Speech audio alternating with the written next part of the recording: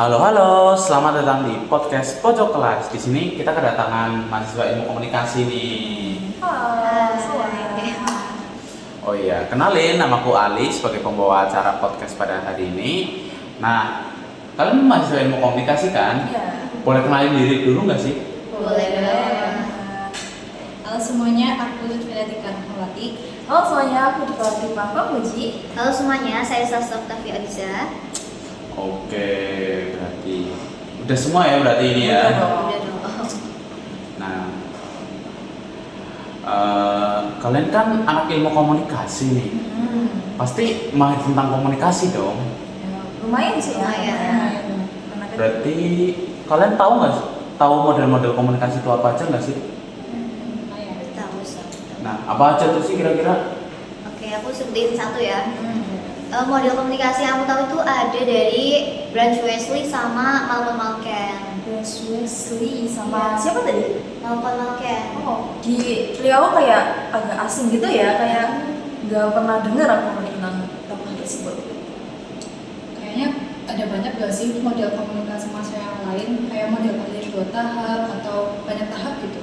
Iya, bener banget. Jadi kayak beberapa yang disebut sama rekan-rekan aku tuh kayak beberapa doang. Iya, betul. Berarti cuma berapa ya? Tapi aku penasaran nih tadi sama si modelnya si siapa Wesley sama McLean ya. Betul. Bisa dijelasin lebih jelas nggak sih? Soalnya kan baru denger nih soalnya kan biasanya tuh kalau model komunikasi kita bicaranya mesti Laswell atau mungkin siapa yang lebih terkenal. Tapi paling banyak emang Laswell sih. Nah ini baru denger nih si McLean sama. Kayaknya menarik gak sih buat kita bahas gitu? Nah itu Iya. boleh tuh. Oke, boleh deh. Jadi buat teman-teman yang belum tahu nih, McLean sama Branch Wesley itu adalah model komunikasi gabungan antara model pribadi sama komunikasi massa gitu. Ya, menurut aku sih ya, ada tuh Laswell menurut pendapatnya. Setiap individu, kelompok, atau sistem itu punya kebutuhan untuk mengirim dan menerima pesan sebagai sarana orientasi terhadap lingkungan gitu. Oke, berarti model komunikasi kan ada elemen-elemennya kan harusnya kan. Nah, kira-kira modelnya si Wesley sama si McLean ini apa aja sih? Ya, Boleh kalau sebutin nggak? ngomongin tentang elemen tuh ada banyak ya guys. Iya. Ya, yang pertama tuh ada lingkungan, pengalaman sensorik, sumber A, terus objek orientasi, lalu yang terakhir itu ada umpan balik. Oke, lumayan banyak ya berarti kalau gitu. Nah, boleh jelasin nggak sih satu-satu? Kan tadi kan cuma secara singkat. Nah, boleh jelasin lebih terperinci nggak sih? Soalnya kan teman-teman juga pengen tahu ini. Oke, jadi untuk yang lingkungan dulu ya, tadi yang pertama. Jadi lingkungan itu maksudnya dianggap sebagai sumber komunikasi gitu guys. Jadi kayak kita tuh nggak bisa ujuk-ujuk tiba-tiba ngobrol gitu kan. Jadi harus ada pemicu nih, harus dimulai karena ada sesuatu yang terjadi di sekitar kita gitu. Jadi nggak tiba-tiba ngomong, tiba-tiba ngobrol gitu. Kan aneh ya kalau tiba-tiba ngobrol gitu. Kalau ngobrol sendiri namanya orang gila sih Nah, kalau kayak itu. gitu. Itu makanya Ya, Bila waktu telah memanggil. Stop it. Get some help. Iya, iya, iya. Nah, terus yang kedua itu ada pengalaman sensori. kalau ngomong tentang sensor itu kayak panca indera nggak sih? Iya bener banget. Jadi ini tuh maksudnya kita merasakan atau mengalami sesuatu secara langsung gitu lewat panca indera kita gitu. Kayak bikin kita mau bicara atau berbagi info gitu guys dari apa yang kita lihat gitu atau kita rasakan gitu sih. Terus kalau selanjutnya tuh sumber A ya. Sumber A ini menjelaskan orang atau kelompok yang mulai komunikasi. Mereka ini menyampaikan pesan yang punya tujuan tertentu gitu. Oke, berarti kayak kita bisa ambil contoh kayak temen kayak ngasih tahu kalau ada info main apa gimana gitu. Terus mungkin dari dosen yang pengen ngasih tahu apa sih mata kuliah yang akan dipelajari gitu ya. Iya, betul. Nah, jadi kayak kualitas pesannya tuh kayak bisa dipercaya nggak nih gitu? Oh gitu.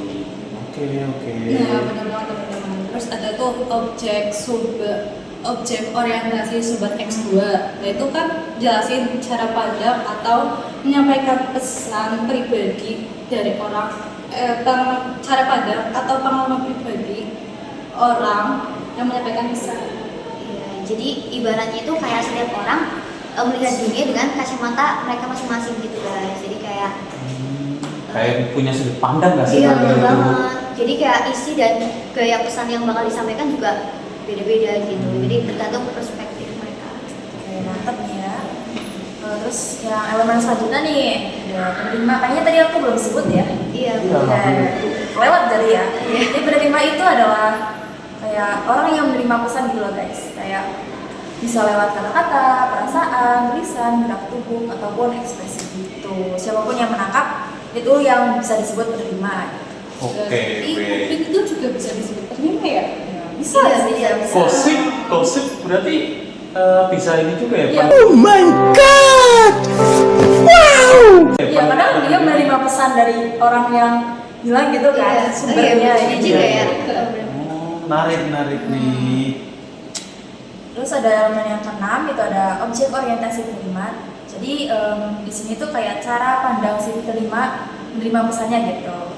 Ya ibarat aja nih kita nih ya nonton atau film atau teater gitu. Bisa jadi si Viana ini kayak ngungkapin nih, nyimpulin kalau filmnya itu bagus gitu. Nah, si Santa ini juga bakal nyimpulin yang berbeda gitu, kayak "Ih, kurang bagus ini gitu.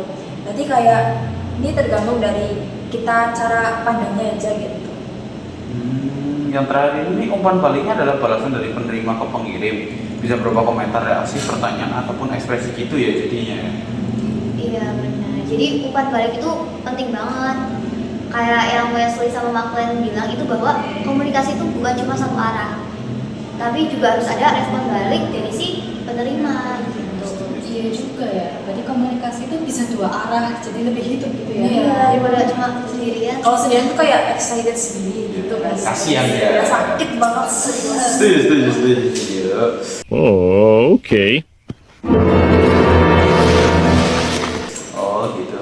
Tapi buat modelnya si Wesley sama McLean ini pasti punya kelebihan sama kekurangan dong. Nggak ada tuh mesti yang sempurna. Iya, pasti Iya. ya. Pastinya ada sih. Menurut aku ya, kelebihan dari model ini tuh mereka punya memperkenalkan peran gatekeeper atau penjaga gerbang, yang artinya itu penjelasannya itu individu atau organisasi yang mencari, mengolah atau meneruskan informasi dan memahami data kepada khalayak umum gitu. Oke. Kalau dari kelebihannya nih ya, model Wesley sama McLean ya, Iya. ini tuh bisa membedakan pesan purposif yang bertujuan sama pesan non purposif yang tanpa tujuan, yang bisa bantu dalam analisis efektivitas komunikasi, jadi dibikin secara rasional gitu. Oh gitu, menarik nih. Jadi bisa membantu untuk mengevaluasi efektivitas komunikasi gitu ya. Kayak ini efektif nggak sih buat ini berkomunikasi, dan juga biar jadi lebih terstruktur nggak sih kalau kayak gitu? Iya. Oke.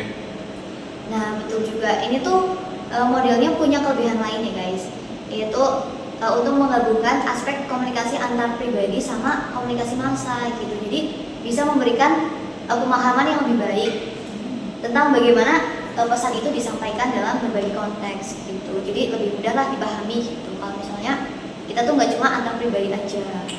Oke, berarti pesan yang disampaikan strukturnya harus kompleks gitu. Iya sih. Oh. Kalau strukturnya kayak kompleks gitu sulit gak sih buat dipahami gitu, apalagi yang baru belajar teori komunikasi gitu harus belajar banget. Iya juga ya. Orang awam itu, kalau buat orang awam susah sih. Susah banget.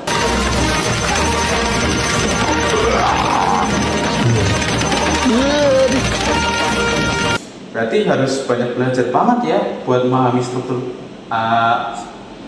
dari aspeknya si model si Wesley sama si siapa? McLean ya? McLean, iya. Iya.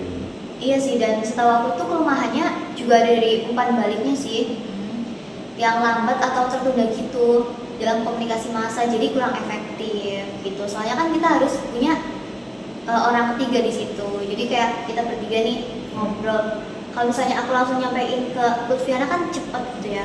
Kalau misalnya dari modelnya Wesley sama Maklen ini kan harus ada orang ketiganya gitu buat nyampein pesan ke Lutfiana. Berarti jadi lebih terlambat nggak sih? Iya, tapi lebih terstruktur juga. Iya benar sih. Oke, sobat pojok kelas, itu dia obrolan kita hari ini. Semoga bisa nambah insight ya bagi kalian nih, biar bisa mikir atau minimal bisa tahu lah, walaupun cuma ngangguk-ngangguk doang kayak saya. Ya, mau doang gitu. Ya, sudah tiba di ujung acara, waktunya kita bye-bye dan mungkin bakal ada next video sih kalau misalnya banyak yang nonton Ya, ya. bisa kita lanjutkan video selanjutnya ya. Semoga kita bertemu di lain hari. Sampai jumpa dan terima kasih buat kita. Dadah. Bye. A few moments later. Terlalu Bisa dikit. Oh gitu berarti. Dadah.